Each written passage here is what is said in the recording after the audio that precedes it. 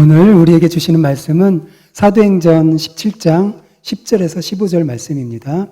사도행전 17장 10절에서 15절 말씀입니다. 함께 읽습니다. 밤에 형제들이 곧 바울과 실라를 베레아로 보내니 그들이 이르러 유대인의 회당에 들어가니라. 베레아에 있는 사람들은 데살로니가에 있는 사람들보다 더 너그러워서 간절한 마음으로 말씀을 받고 이것이 그러한가 하여 날마다 성경을 상고하므로 그 중에 믿는 사람이 많고 또 헬라의 귀부인과 남자가 적지 아니하나 데살로니가에 있는 유대인들은 바울이 하나님의 말씀을 베레아에서도 전하는 줄을 알고 거기도 가서 무리를 움직여 소동하게 하거늘 형제들이 곧 바울을 내보내어 바다까지 가게 하되 실라와 디모데는 아직 거기 머물더라. 바울을 인도하는 사람들이 그를 데리고 아덴까지 이르러 그에게서 실라와 디모데를 자기에게로 속히 오게 하라는 명령을 받고 떠나니라. 아멘. 오늘 함께 읽은 본문을 통해서 말씀을 사모하고 상고하는 성도, 말씀을 사모하고 상고하는 성도라는 제목으로 함께 은혜를 나누고자 합니다. 사랑하는 성도 여러분, 만약 외국에 이민을 가거나 외국 현지에서 사업을 펼치고자 할 때에 어떤 곳으로 가서 먼저 도움을 받는 게 좋을까요? 아마도 그 나라에 먼저 도착해서 살고 있는 한국인이 있는 곳, 그곳이 처음 이민을 가거나 현지에서 사업을 펼치고자 하는 사람들에게 유익한 곳일 것입니다. 그래야 낯선 환경에서 적응하기 쉽고 또 도움을 받기 쉽기 때문입니다. 바울의 선교 전략도 이와 마찬가지였습니다. 물론 바울은 이민이나 사업을 위해서 외국으로 간 것은 아니지만 이방 땅에서 복음 전파를 위해서 전략적으로 선택한 곳이 바로 회당이었습니다. 10절에서도 바울은 베레아에 이르자 회당에 들어갔다고 말씀하고 있습니다. 10절을 읽어보면 밤에 형제들이 곧 바울과 실라를 베레아로 보내니 그들이 이르러 유대인의 회당에 들어가니라. 바로 베레아에서 회당에 들어간 것을 우리는 보게 됩니다. 바울은 여러 도시를 방문해서 복음을 전파할 때마다 회당에 찾아가 복음을 전파했습니다. 1절에 데살로니가에서도 마찬가지였고 에베소, 안디옥, 이고니온 등에서도 그 도시를 방문했을 때 회당에 들어가서 복음을 전했던 것을 우리는 보게 됩니다. 그 이유가 무엇인지 생각해 보면 먼저 사도 바울은 동족인 유대인들에게 먼저 복음을 선포하고자 하는 의지를 갖고 있었다는 것을 우리는 압니다. 로마서 1장 16절 말씀에 보면 이 복음은 모든 믿는 자에게 구원을 주시는 하나님의 능력이 된다라고 말씀하면서 먼저는 유대인에게요, 그리고 헬라인에게로다 라고 말하고 있는 것을 우리는 봅니다. 바울은 동족인 유대인들이 예수님께 돌아오기를 간절히 바라고 있었습니다. 그런데 유대인들에게 복음을 효과적으로 전할 수 있는 최적의 장소가 바로 회당이었던 것입니다. 회당은 유대인들의 예배 장소였고 그들의 삶을 하나로 묶는 그런 역할을 한 곳입니다. 특별히 타국에 흩어져 있는 유대인들은 회당을 중심으로 자신들의 문화와 전통과 신앙을 지켜 나갔던 것입니다. 그래서 이방 도시에서 자신의 동족인 유대인들에게 복음을 전하고 또 유대인을 넘어서 헬라인에게까지 복음을 전할 수 있는 최적의 장소가 바로 회당이었던 것입니다. 회당은 성전과 달리 이방인의 출입이 자유로웠던 곳입니다.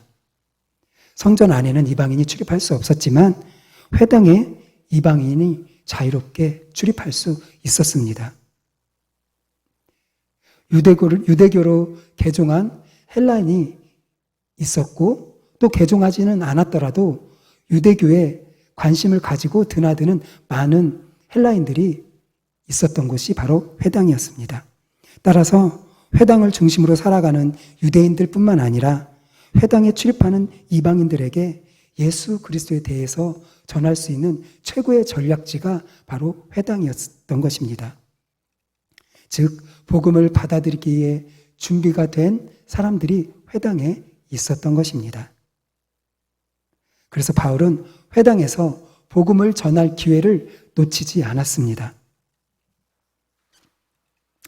데살로니가에 도착했을 때 사도 바울은 다른 도시에서처럼 회당을 찾아가 성경을 해석하고 강론하였던 것을 보게 됩니다. 17장 3절을 보면 뜻을 풀어 그리스도가 해를 받고 죽은 자 가운데서 다시 살아나야 할 것을 증언하고 이르되 내가 너희에게 전하는 이 예수가 곧 그리스도라 하니 예수가 곧 그리스도라 라고 하는 사실을 바울은 회당에서 증거하였습니다. 사도 바울이 회당에서 전한 핵심이 바로 예수 그리스도였던 것입니다. 뜻을 풀었다라고 하는 것은 구약에서 예언한 말씀, 곧 예수님의 탄생과 고난과 부활이 성취된 것이라고 하는 것을 선포한 것이고 또 그 성경적인 근거가 구약에 있다는 것을 제시했다는 것을 의미합니다. 구약 성경을 통해서 예수님께서 우리의 메시아, 구원자라고 하는 사실을 선포한 것입니다. 유대인들은 구약을 하나님의 말씀으로 믿었습니다. 구약 성경을 통해서 하나님께서 약속한 메시아에 대한 것을 이미 알고 있었습니다. 그리고 회당에 출입하는 이방인들은 율법과 유대교의 신앙을 통해서 구약에서 이야기하고 있는 메시아에 대하여 접할 수 있었습니다. 그러나 정작 그들은 예수 그리스도가 메시아라는 사실은 아직 깨닫지 못한 가운데 있었습니다. 성경 66권이 우리에게 말해주는 것은 무엇일까요? 바로 예수 그리스도가 우리의 구주라는 사실입니다. 그런데 구약 성경에서 예언하고 있는 그리스도가 바로 예수님이라는 사실을 깨닫지 못한다면 하나님만을 믿는 유대교에 갇혀 있게 되는 것입니다. 그래서 사도 바울은 회당에서 예수님이 메시아란 사실을 바로 힘있게 증거하였던 것입니다. 사도 바울은 구약 성경을 윤리로, 도덕으로 제시한 것이 아니라 구약 성경을 가지고 바로 예수 그리스도를 전했습니다. 구약 성경을 가지고 강론하며 뜻을 풀면서 예수 그리스도의 탄생과 죽음과 부활을 증언하였던 것입니다. 오늘 이 시대에 꼭 필요한 것이 무엇일까요? 바로 예수 그리스도에 대한 복음입니다. 복음은 어느 시대에나 모든 사람들이 들어야만 하는 진리입니다. 믿음의 주요 온전케 하시는 예수 그리스도를 우리 모두에게 증언하는 책이 바로 성경입니다. 우리는 성경을 통해서 예수 그리스도의 탄생과 죽음과 부활을 알고 깨닫고 믿게 되는 것입니다. 그러므로 성경은 우리가 필수적으로 반드시 읽어야 할 책이며 우리가 끝까지 우리 인생 다하기까지 사랑해야 하는 책, 그것이 바로 성경입니다. 로마서 10장 17절은 이렇게 우리에게 이야기합니다. 그러므로 믿음은 들음에서 나며 들음은 그리스도의 말씀으로 말미암았느니라 라고 우리에게 말씀합니다. 믿음은 들음에서 나는 것입니다. 그리고 우리가 듣는 말씀이 바로 성경에서 기록된 말씀에 근거하고 있다는 사실을 우리는 잊지 말아야 합니다. 성경에서 계시된 예수 그리스도를 나의 구주로 믿어야만 우리는 구원을 받게 되는 것입니다. 그러므로 성경을 통해서 예수 그리스도를 바로 알고 그 예수님을 나의 구주로 고백하는 것이 필요합니다. 그리고 예수님이 그리스도라고 하는 구원의 복된 소식을 모든 사람에게 전해야 하는, 들을 수 있도록 전해야 하는 사명이 바로 우리에게 있는 것입니다. 구약 성경에 예언되었던 그리스도의 구속 사역이 신약 성경을 통해서 우리에게 성취되었음을 확신하시기 바랍니다. 그리고 세상 사람들 역시 예수님이 구주이신 것을 믿고 깨달을 수 있도록 성경 말씀을 전하시는 통로가 되시기를 예수님의 이름으로 축복합니다. 바울이 선포한 말씀을 듣고 나서 어떤 결과가 나타났을까요? 회당에서 사도 바울이 예수 그리스도에 대해서 증거하자 놀라운 역사가 나타났습니다. 4절을 보면 그 중에 어떤 사람 곧 경건한 헬라인의 큰 무리와 적지 않은 귀부인도 권함을 받고 바울과 실라를 따르게 되는 놀라운 역사가 나타났습니다. 회당에서 성경 말씀을 강론하는 사도 바울의 말씀을 듣던 자 중에 헬라인의 큰 무리와 유력한 인사들의 부인들이 있었습니다. 그런데 그들이 바울의 말씀을 듣고 바울과 실라를 따르게 되는 놀라운 역사가 일어났습니다. 바울과 실라를 따르게 되었다는 것은 바로 그들이 복음을 받아들인 것을 말합니다. 이처럼 바울이 회당을 중심으로 선교한 것이, 하나님의 말씀을 증거한 것이 얼마나 효과적이고 현명한 것이었는지를 우리들은 보게 됩니다. 그러나 안타깝게도 성경이 증언하고 있는 예수 그리스도를 받아들이지 않고 끝까지 바울의 사역에 반기를 들고 시기하고 핍박하는 무리들이 있습니다. 바로 유대인들입니다. 유대인들은 불량배까지 동원하여 큰 소동을 일으켰습니다. 그리고 야손의 집에 침입해 바울과 실라를 끌어내려고 하였습니다. 하지만 바울과 실라가 그 집에 없는 것을 알게 되자 바울을 도와주었다는 이유로 야손과 또 몇 형제들을 끌고 나가게 되었습니다. 끌려나갔던 야손과 몇 형제들은 보석금을 받고 풀려나게 되기는 하였습니다. 그래서 결과적으로 유대인이 소동을 일으킴으로 말미암아 바울과 실라는 데살로니가를 떠나서 베레아로 갈 수밖에 없었습니다. 밤중에 데살로니가로 떠난 바울과 실라는 100km 정도 떨어진 베레아로 향했습니다. 그곳에 도착해서 역시 어디에 갔냐면 회당에 들어갔습니다. 베레아에서 바울이 하나님의 말씀에 대하여 전했을 때에 데살로니가에서처럼 놀라운 결과가 나타났습니다. 그런데 데살로니가에서 바울을 괴롭히던 유대인들이 100km가 떨어진 베레아에까지 와서 방해하였습니다.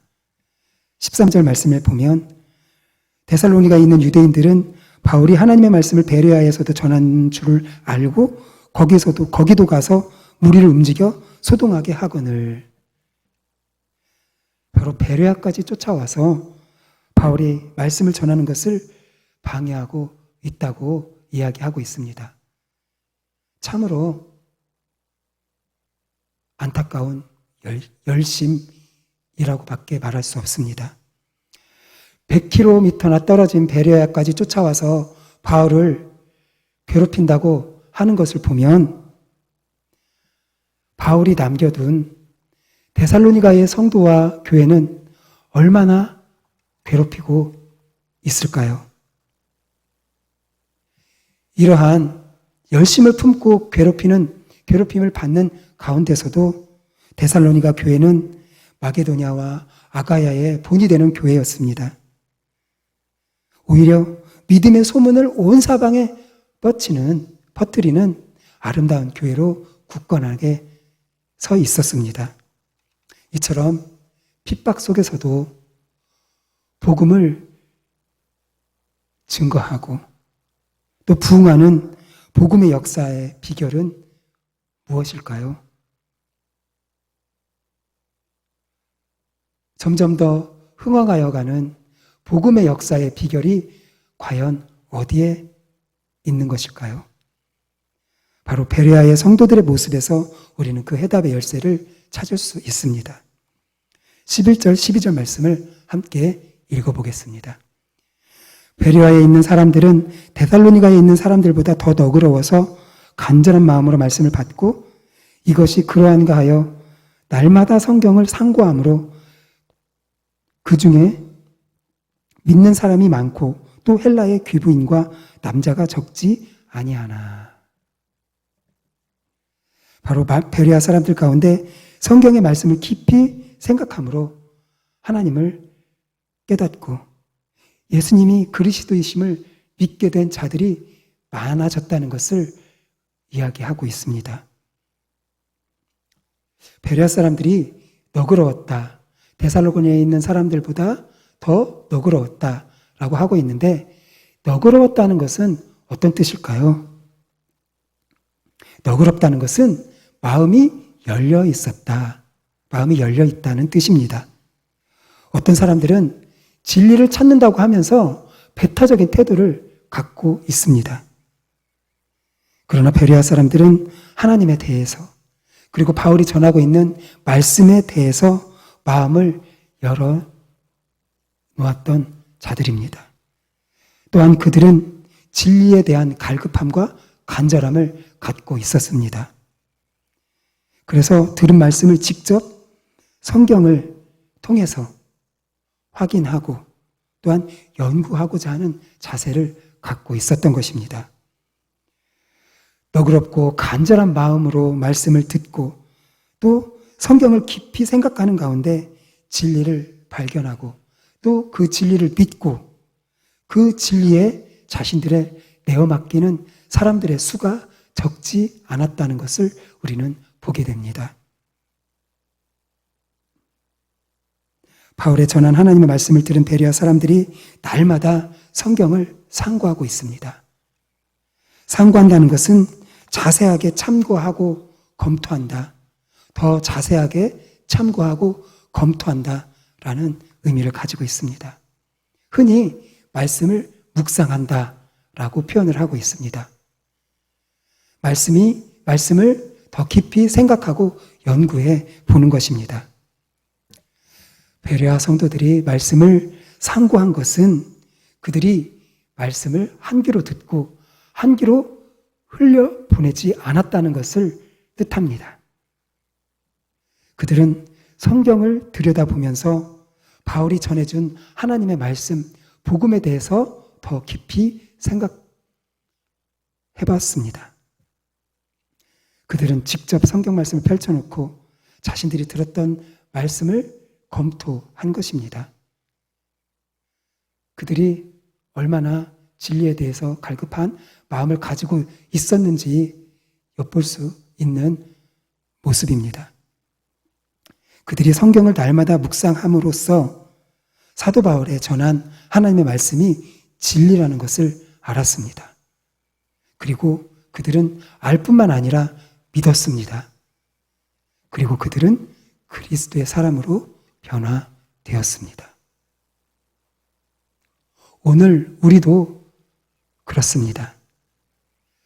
우리는 성경을 통해서 예수님이 누구신지, 예수님이 어떤 일을 행하셨는지를 우리는 알게 됩니다. 성경을 통해서 예수님이 살아계신 하나님의 아들이심을 분명히 알게 되는 것입니다. 우리를 그리스도께 인도하는 성경 66권을 하나님이 우리에게 선물로 주셨습니다. 이것이 가장 큰 은혜요, 선물입니다. 말할 수 있습니다. 우리는 하나님의 선물로 주신 성경을 깊이 묵상하면서 하나님의 뜻과 마음을 제대로 깨달아 나가야 합니다. 그리고 그 말씀을 삶 속에서 체험하고 적용시켜 나가야 하는 것입니다. 성경에 기록되지 않았다면 우리는 예수님을 제대로 알지 못했을 것입니다. 그리고 예수님을 제대로 알지 못하면 제대로 참된 믿음을 가질 수가 없게 되었을 것입니다. 우리가 말씀을 읽고 묵상하고 연구해야 하는 이유가 바로 이것입니다. 우리는 베레아의 성도들을 본받아야 합니다. 우리가 듣거나 읽은 내용을 다시 한번 성경을 통해서 묵상하고 마음속에 되새기며 나가야 하는 것입니다. 우리는 말씀 외에도 기도할 때나 또한 찬양할 때 또한 자연을 통해서 우리는 하나님의 놀라운 은혜를 깨닫곤 합니다. 하지만 우리에게 가장 정확하게 우리 하나님에 대해서 우리 예수님에 대해서 정확하게 알 수 있게 하는 것은 바로 성경입니다. 바로 성경이 우리 신앙인의 그리스도인의 절대적인 기준이 되어야 하는 것입니다. 디모데후서 3장 16절 17절 말씀을 보면 모든 성경은 하나님의 감동으로 된 것으로 교훈과 책망과 바르게 함과 의로 교육하기에 유익하니 이는 하나님의 사람으로 온전하게 하며 모든 선한 일을 행할 능력을 갖추게 하려 함이라 라고 우리에게 가르쳐주고 있습니다. 우리 그리스도인의 모든 판단과 모든 지식은 바로 성경에서 출발합니다. 그러므로 우리도 베레아 사람들처럼 날마다 성경을 읽고 묵상해야 하는 것입니다. 성경을 읽지 않는 사람은 계시로 주신 하나님의 말씀에 귀를 닫는 사람들입니다. 하나님 말씀에 귀를 닫는 사람들처럼 어리석은 사람은 없습니다. 성경을 읽지 않는 사람은 바로 예수 그리스도를 바로 알지 못해도 괜찮다라고 생각하는 사람입니다. 예배 시간, 예배를 통해서 말씀을 듣고 난 후에 집으로 돌아가 그 말씀을 담긴 본문을 펴놓고 자세히 읽고 생각하는 성도들이 몇 사람이나 있을까요? 하나님을 향해 마음을 연다는 것은 바로 하나님이 계시로 주신 성경 말씀을 적극적인 자세로 대한다는 것입니다.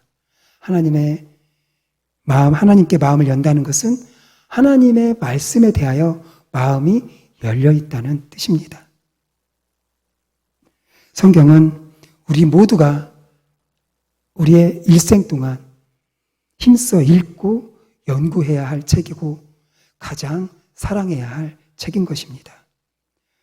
우리가 설교를 들었다면 집으로 돌아가서 그 본문을, 설교의 본문을 다시 한번 펼쳐 보아야 합니다. 그 본문을, 들었던 본문을 자세히 읽으며 깊이 묵상하고 또 성도들과 함께 나누어야 하는 것입니다. 그래서 우리 교회 주보에 구역 식구들이 함께 나눌 수 있는 성경 말씀 코너가 있는 것 아니겠습니까? 또한 가을에 동부 바이블 아카데미가 준비되었습니다.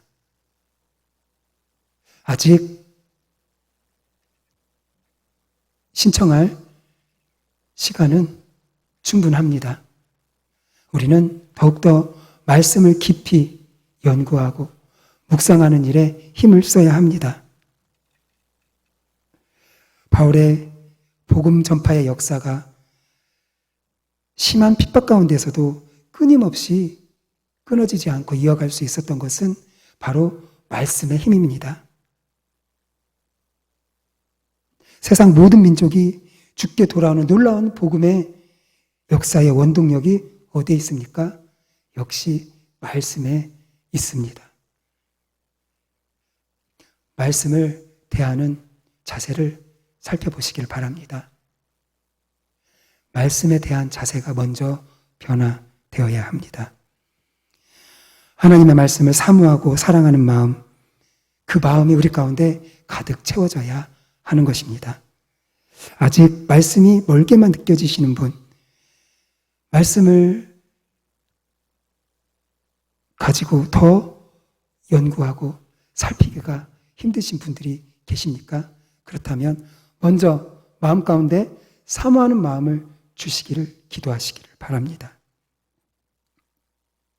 그리고 그 사모함으로, 말씀을 사랑함으로 말씀을 더 깊게 상고, 즉 묵상하시기를 바랍니다.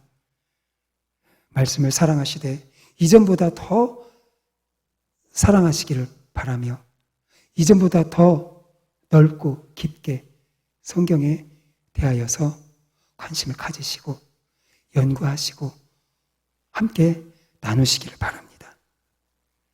성경은 우리가 가장 사랑해야 할 책이기 때문입니다. 성경에는 인생의 답이 들어 있습니다. 말씀을 통해 우리는 예수님을 만나게 됩니다. 그 말씀을 통해 우리는 죄사함의 은혜가 어떤 것인지를 깨닫게 됩니다. 그리고 말씀을 통해서 우리는 참된 기쁨과 평안을 얻게 됩니다. 말씀을 붙들고 기도할 때 하나님의 능력이 임하게 됩니다. 그러므로 말씀을 언제나 사모하시기를 바랍니다. 그리고 말씀을 늘 펼치시기를 바랍니다. 교회 예배 시간에 와서 펼치는 것이 아니라 들은 말씀을 가지고 가정에서 일터에서 다시 한번 펴보시기를 바랍니다. 날마다 큐티의 책자를 가지고 말씀과 하루를 살아가시기를 바랍니다.